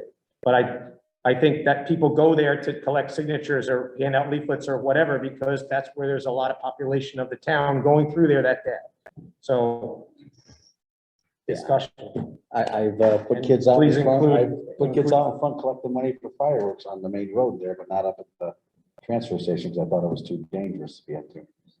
But the place is busy. I just want to be consistent. No, I'm with you. Yeah. I think go ahead. Would Mr. Mogul agree to work with the CAO and Randy Brown and the chief of police and present a proposed policy to this board? I'd be glad to. Then I will make that in the form of a motion, Mr. Chairman. Anytime Doug wants to do something, I'll second it. All those in favor, Joe DDI. Russ Fox, aye. Doug Mogul, aye. I don't think it's a good idea. If it was a rainy day, I would be fine. That place gets crazy. I know. Yeah. But we No, I get it, but I don't know where else you could could put consistent them. about it. Yeah, you can't put them leaving, if they're, Right. there's not even a place for him to park his car or her car. You Get know it. what I mean? We'll figure it out. No, it's all We'll good. get it figured out. But I think we should, if someone calls me on No, a Saturday that's- and I go, I don't know. and I looked it up, use Google, and looked it up and there's case law on it, and I don't want to run afoul of that, and then I don't want to be subject to a complaint by someone that it was politically motivated or ideologically motivated. Yeah. And when the Girl Scouts come and say they want to sell cookies up there, if we have a policy that says, no, you can't hand out leaflets or collect signatures, sorry, the Girl Scouts are out too, right? We just got to be completely consistent. You might. Sorry to pick on a Girl Scout. Might want to have town council review it Absolutely. also No, for absolutely. liability issues. Yep. Oh, if the yellow ballards up because of like, everything else is a Well, liability. hey, we've had lawsuits in No, the past because of that, so people Yeah. tripping. Yeah, no, I know. Excuse me, Mr. Chairman. This policy is going to be on the DPW property. It's going to pertain to that. It's not going to pertain on industrial road, on private property. I'm not in charge of private property, as you know. And I had just said about industrial road, how I had set up for kids to collect fireworks money because there was a road. I believe I did ask at one time about the dump and was told not a good idea. No, So- no, you're going to be setting the policy for, I would think the transfer station, like we just talked about, okay, not along industrial road, that's a road. somebody else's private property. Okay, thank you. And I don't know what they're gonna do. They're gonna have a little meeting, figure things out, and then come back to us all. And the item on the agenda is very direct. Political canvassing and signatures at transfer station, policy discussion, strictly the transfer station. Yeah. Thank you. Oh, yeah. Thank you. MIMA Annual Trade Show. I'm out. Sorry. How come it says January 2021? And 2022. 2022. They're gonna make up for lost time. 22. Those are the days. I think it's They're 20th combining and them? 21st of 22. Oh, there you go. I think is how it works out. Right. The 20th. Like and that's a Friday and 21st Saturday in January, I believe. 20th and 21st of 2022. Of January. It's kind of a typo. Okay, You went to college, right? yes, thank you. So it's January 20th, that should be. I could be wrong, but that's what I No, think. no, I that's think Oh, thank you, Mr. Chair. All right. So, and I didn't go to college, so I'm this thick. One semester I had a great time. We just district senate redistricting boundary and representation. We just did that. I think well, we. No, we talked about it. Yeah, let's go. Do we want to have any further discussion? I know the hour's going late, but do we want to have further discussion regarding the we held re-precincting till next week, but do we want to talk about redistricting and the implications of this map huge. that pushes our Senate district to Pittsfield? Actually, to the New York line, right? And we will be the fourth biggest New city. York, between New York and Vermont, Right, correct, we'll be the fourth biggest city. correct. I think that that's a bigger policy issue than, you know, obviously this is risky if they were to say, okay, now, No, I understood. okay, Mr. Mogul and Mr. Southwick Select Board, we appreciate your comments. So half of Southwick is goes back to the Westfield district and the other half is going to New York, right? Okay. But then it would, the re-precinct thing would matter. And it looks like it's over 40 communities, so we're gonna lose all our clout. Oh, yeah. We're not gonna have any clout. No. And it is it's a political thing. It's a very political process. Like I said, I did reach out I sent a letter, not on behalf of the board, because we were going to carry this as an agenda item just to me, to Senator Vilas, and asked him, this makes no sense. And he says, I agree with you. So, feel free to come to the public hearing, which was, I think it was today. I was unable to attend due to a work commitment, but I don't know that it matters a hill of beans. Yeah.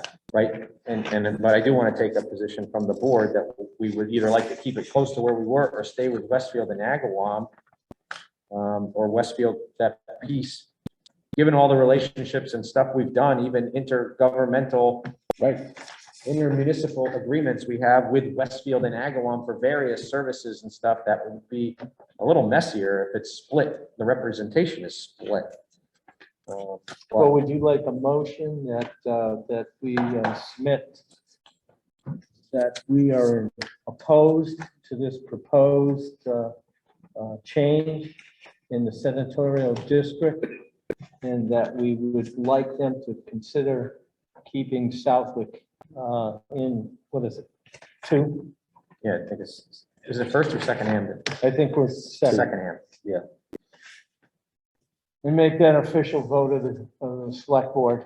Although I think it's gonna fall on deaf ears, but at least we can, go out there on record.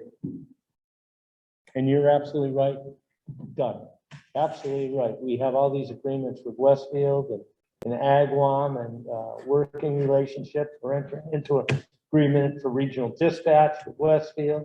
We got agreements with Westfield Gas and Electric. We've got agreements with Agawam. This is just a shame. I'll second the motion and direct the, and amend the motion to have the CAOs send said letter on our behalf. Yeah, and we'll notify the Secretary of State and our legislative delegation. Roll call vote. Yeah, Joe DDI. Russ Fox, aye. Doug Mogul, aye. And nobody can win if you look at it. I mean, you know, Blanford and Russell, Montgomery, you know, what a mess. Okay. It's not even that. I mean, just look at, No, yeah, I mean, but and you look, I mean, I get the population, I get it, but you Sure. look at some of these districts are, you know, half a town, a third of a town, and then you've got, how many? yeah, Over 40. 40 communities reporting to one senator. Makes We'll no be sense. lucky to see our senator once every 2 years. yeah.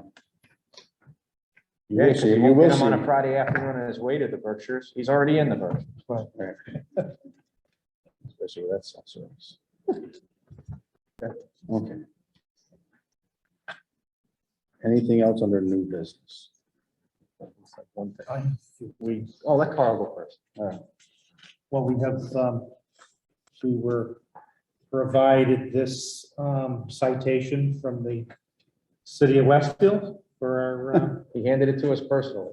yeah. So, you want to read it? What are we doing? Can you clerk that? Yeah. From the city of Westfield, from the mayor's office, an official citation. Be it hereby known to all that the city of Westfield extends its sincerest congratulations to the town of Southwick in recognition of the celebration of the 250th anniversary of your incorporation. In witness whereof, I place my hand and affix the seal of the city on this 16th day of October in the year of our Lord 2021. Donald F. Humison, Jr., Mayor.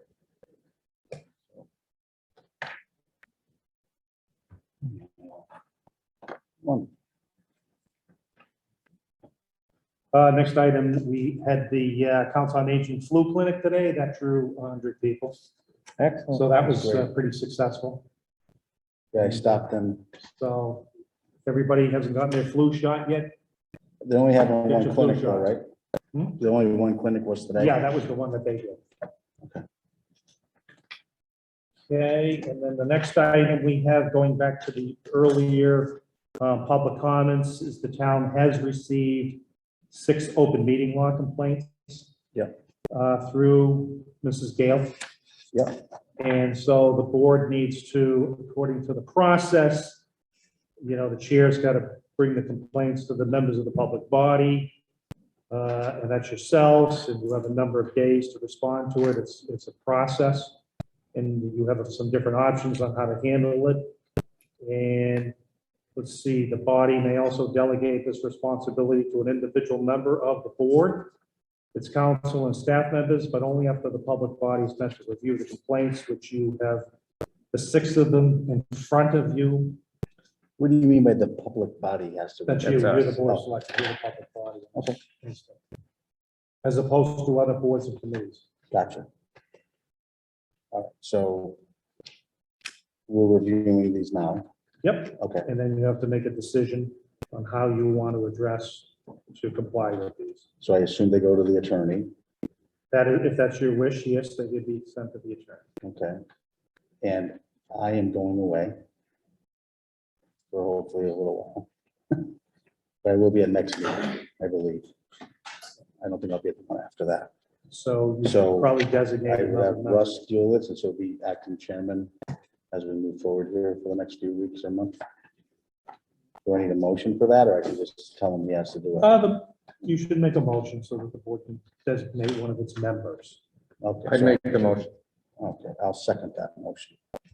Doug Mogul, aye. Joe DDI. Russ Fox, aye. Russ, you get to handle that with the attorney.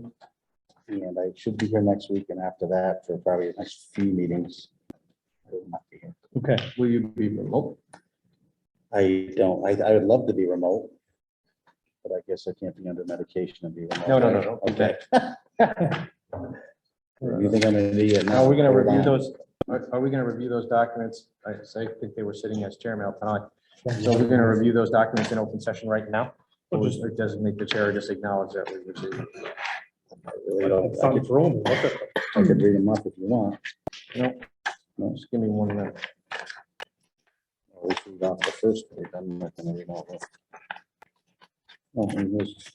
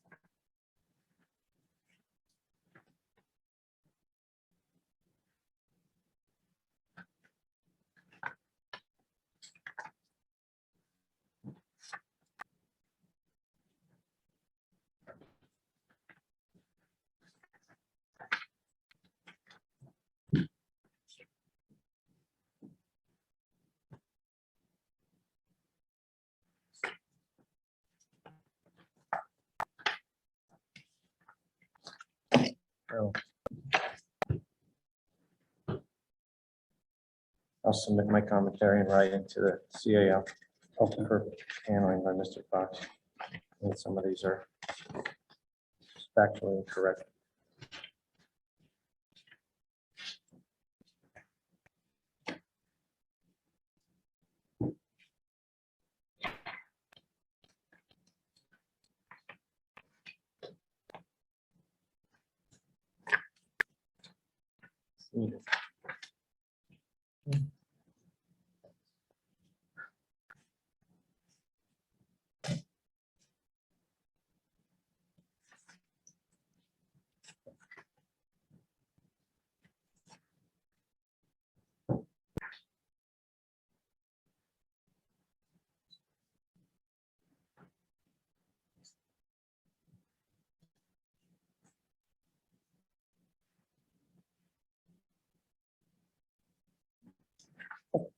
So then this goes, the attorney will review these and. But if you know or see anything that you believe is correct or incorrect, let the Okay. CAO know so we can be conveyed. Okay. All right, so Fine.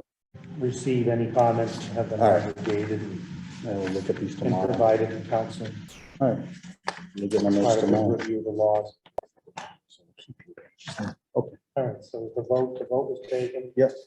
I'll give you my input and you have tomorrow. reviewed them in open session? What you need? Yes. Okay. No, that was the last thing.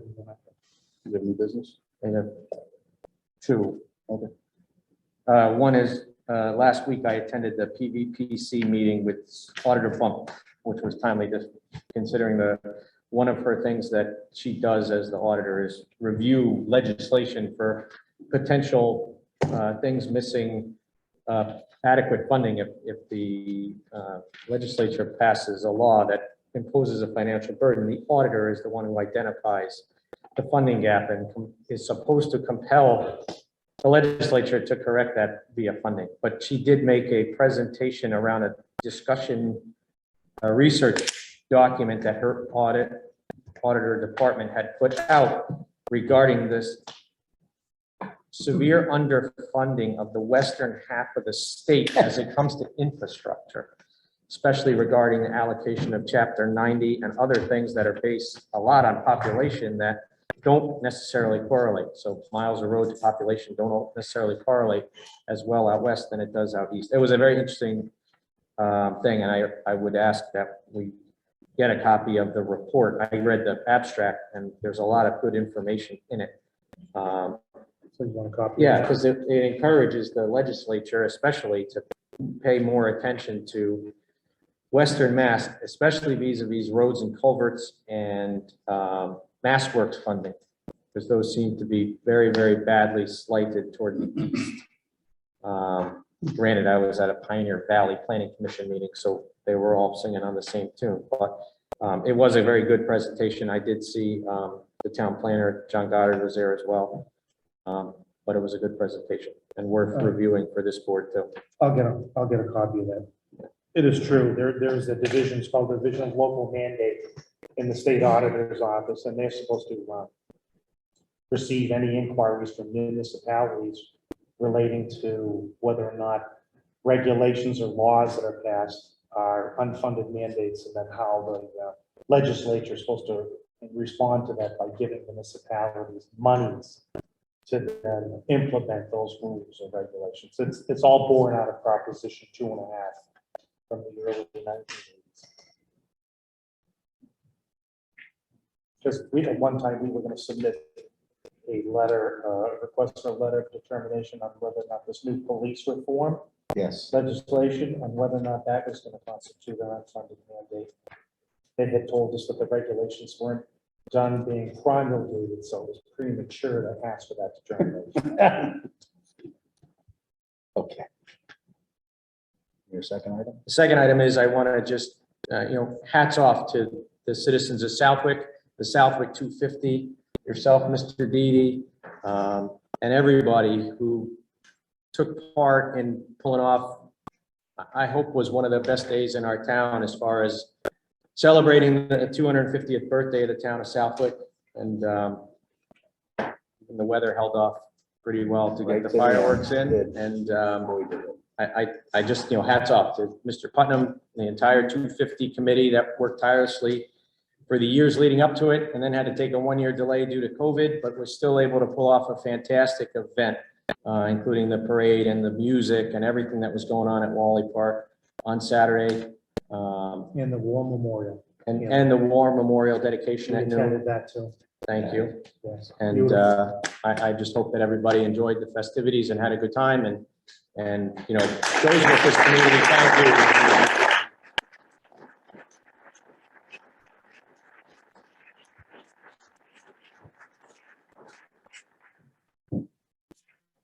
Mr. Fox, anything under new business? No, sir. I don't think it's new business, but while we're on that subject of the War Memorial, Carl, what do we need to do to put some funds next year aside to replenish them? We've done a great job with the names. Every year we seem to have to go back to 500 or 600, and I know it's finally. We could do it through the budget process. That's what I'm getting at. So we It's do your have a line prerogative item. during the development of the budget document. We have a line item for the memorial anyway. So Yeah, well, you've had grant funds. over That's the what I was getting at, and that's dried up. And you've been able to secure earmarks over a number of Yes. years. But the concern being with all of these things, with the re-precincting, this could be happening, or the No, I don't. boundaries. Yes. Then, the ability for a senator who might, represent 4 or 5 towns to get earmarks is going to be far different if that senator's going to get secure earmarks for 40 communities. Yep. So that has to do with your ability of, bringing home resources to your communities for things that are important to your particular community. Right.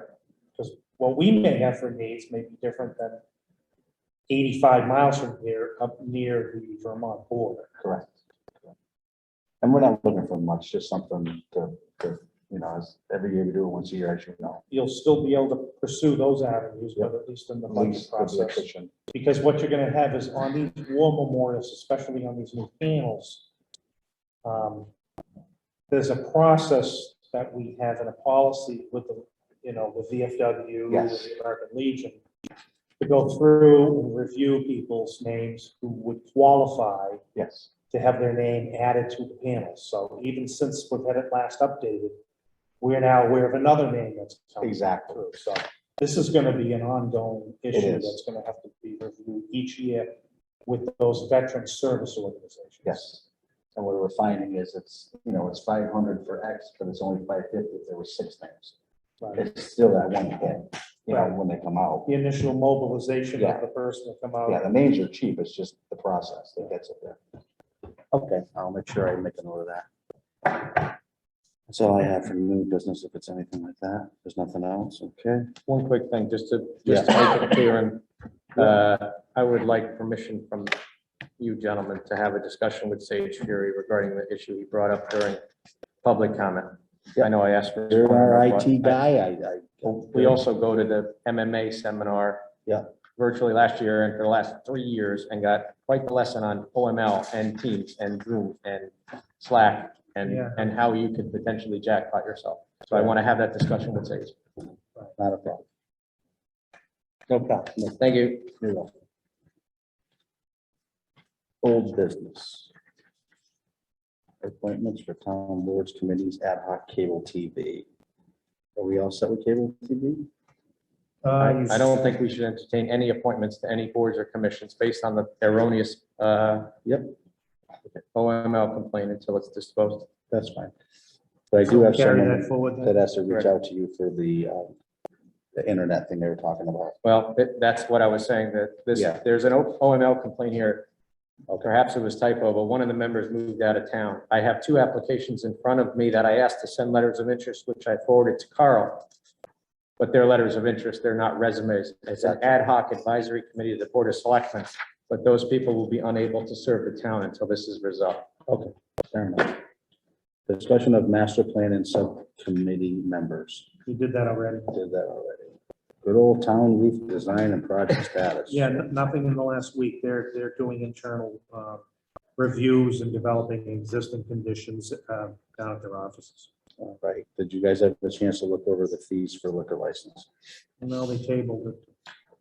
Okay. Do we want to table it again, or do we want to look at it? That was an incomplete list, correct? Oh, sure.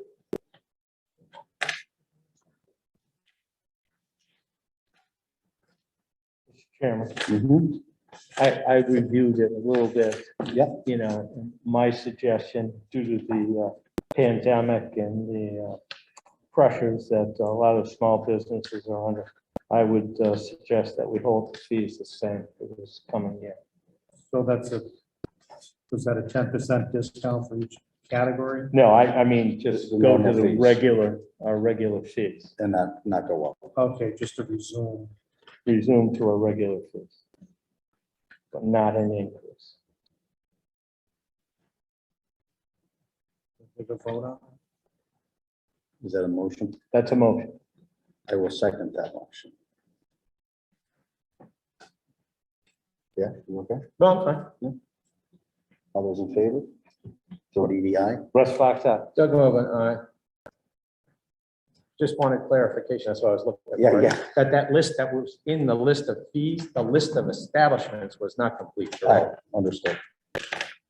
They probably changed on a few. Well, and I don't know, it probably doesn't matter a hill of beans for the discussion of the fees, but I was just reading through it and going, I don't think this list was all there. So just make sure we're sending everybody the proper bills that they're supposed to get, right? So, Yeah. but we're fair and across the board. Understood. All right. Fishing game site tour, North Pond to review damage. LMC, Concon, and Harbor Master. Right, Mr. Grinnell's had sent us the contact information relating to the person at Fishing Game who would be potentially come out for it, and then DEP has been notified, and the other members, the vice chairman of the Conservation Commission, so as well as the police department and their harbor master role. So that we're still trying to get that set up for a site visit based upon a previous meeting you had about following up on that, those issues in the wetland there on that private property or that municipal property preserve area. Wonderful. If it's sooner than later, I'll go, but. Okay, ARPA funds review and approve for DPW, LMC, lake stormwater, and health-related recommendations. That's the discussion we have tonight over the weird gates. Correct. Yeah, and then Randy's appointment at the last meeting, and then information that we had discussed, submitted by the director about bottle filling stations and the issues for health-related criteria under the ARPA regulations.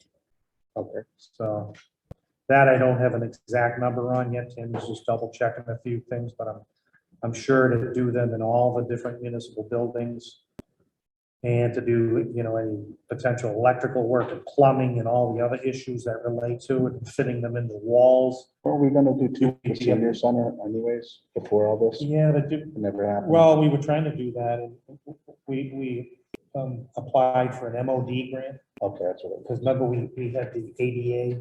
Yeah, that, We got a grant, Jim Mazik did the whole ADA yes. stuff for the town. So we needed to, you know, we need to go back and look at all of our buildings. 'Cause Yeah. he might have only been looking at, you know, main buildings, but there's think he issues was. where we might have to have one in the town beach building, other types of buildings, so. Yeah. I've got Hillary and her and Tammy looking into that issue. Okay, so there's that issue, but the other ones, you already have Randy's numbers and ranked priority, and you already have the LMC's lake stormwater items and those dollar values. Okay, so can we get to the other one for next week? For the Board of Health? Just so we can. Yeah, I mean, I already, you know, I'm gonna Yeah. have to have someone, once she gives me the location, we're gonna have to have Jim and if somebody cost it out, but I'd put it 40, 60,000. You know, because if you're talking about having a plumbing and electrical. There's probably what, 10 units. Where there's already an existing station? Well, won't fit. They still have to have, there's all sorts of issues to, you know, to fit something. Sorry, in. forgot it's a government building. I come on. forgot. Right. Sorry. Right. Yeah, then there is The issue bubbler's of only evaluating- $600. You wanna install. I get it, I that get it. These aren't bubblers, we can't call them No, bubbles. I know, but Bottle filling station. Transfer station, everything that's- $800, we just put them in a port. Did you? Yeah, all in. All in 800 each? They fit right in? Yeah. Your building's what, 20 years old? We didn't have to cut bricks. You have to cut brick? So maybe we should send Carl the. No, the I'm out. paper. Let the. There's a guys process, gotta be- it'll go through the building inspector. Gotcha. All right, fine. Lucky if it's 40. I know. But that doesn't keep you from making a decision on the other items, yeah. No, but next week we'll make a decision on everything before I leave. Okay, All right, that's what And we I- have on. that's fine, I can't guarantee you I'll have all that information on this. I trust you'll get most of But it. I mean, we can put a dollar reserve, because the other thing is, if you look at even Randy's letter and the other ones, until you actually go up to bid, get the prices in. Yep. So you're not gonna over-program the dollars you have. No. You got $1.4 million. Right. So you're gonna pick. Yep. One water item, you got a sewer item, your sewer commissioners. And if you got one of these issues with stormwater. Yep. You know. Took away at 3 or 4 things. Oh, and that's all you're gonna gotta be at do. $1.1 million, and so you're not gonna wanna go up to the $1.4 million, because you're gonna have to put Right. money aside like this contingency. Yeah. So this is not gonna be a hard exercise to go through. No, it's not. And one of those things we were trying to put together, but due to staffing shortage, we hadn't gotten the high-speed internet group back together in order to review that Westfield proposal. And we lost one member who moved out of town. We're certainly not going to make any appointments. We're still going to try to pull together a meeting, but that would be a good use of a targeted But ARPA that's thing, because right, that gets a that little bit of project that, off the ground. There's been a groundswell of support from the community. You know, Well, if it's under our rail trail already, and we've been through you this exercise. still got to get up on the poles to No, do the I town. get that, Yeah. but certain parts of town, it wouldn't be extremely hard. Yeah. That's all I'm saying, and I agree with you, it's not over, it's not that easy. Well, I think from the, and I don't want to turn this into that, but we did have, the discussion from the very first, when we first established that ad hoc advisory subcommittee was Russ relayed when Continental came to town, it was a requirement that you do the whole town. Right. Westfield's kind of still even feeling that out in their own town, and that's the headquarters of the G&E that's doing Liquid City Fiber. Some of the densest areas of Westfield are still not done. Yeah. Because they're the most expensive, toughest ones to get to. Ours is probably the exact opposite, right? Right. Along the rail trail, we can get to almost now. But out in the outer lying areas, it would be tougher to get to because we need to get up on the poles and get out there. And we don't have the right to do that until we have an ML pit. Yes. But perhaps I'll look at the ARPA funding to help start the process to get towards a town, because you have to go to 2 town meetings, this whole process. But that would be a good offset against, because until you have revenue, it's a significant undertaking. We need to get together with G&E. So I'm just going to pull together a posted meeting of the ad hoc subcommittee, such of the remaining members, and proceed.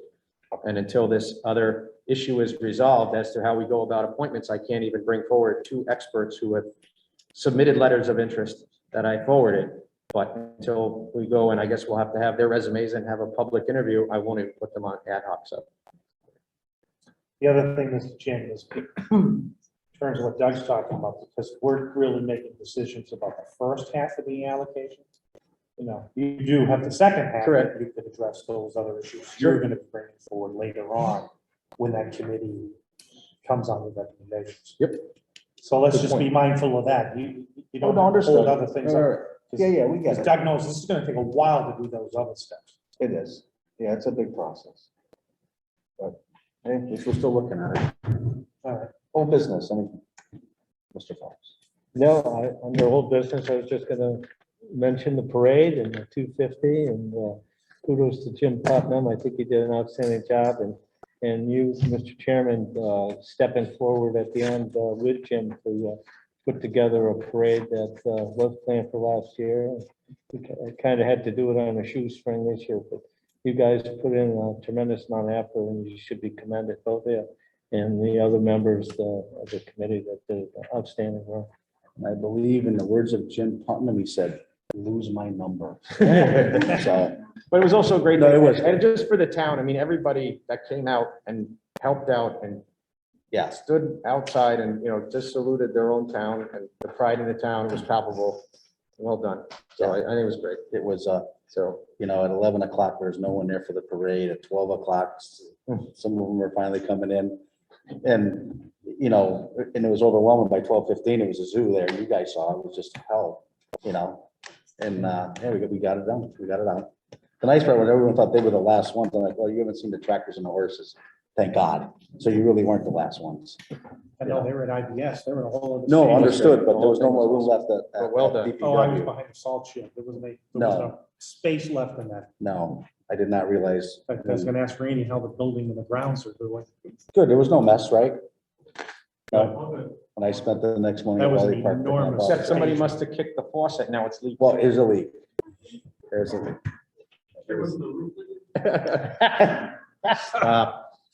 You're probably Let's get out of absolutely, here you're while we're probably behind. right, yeah. All right, so that's it for old business. No, next week.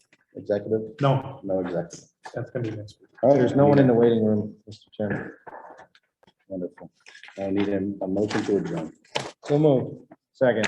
All those in favor, Joe DDI. aye. Russ Fox, aye. Doug Mogul, aye. Oh, excuse me, Oh, Mr. Chairman. I am so I think over we this. skipped over. Hang on, Sorry. a couple people dropped off. No, No? that is taken off. They can't have that. Okay, It is- never mind. Never mind. Sad enough for that It's a top nail row. in the- We're all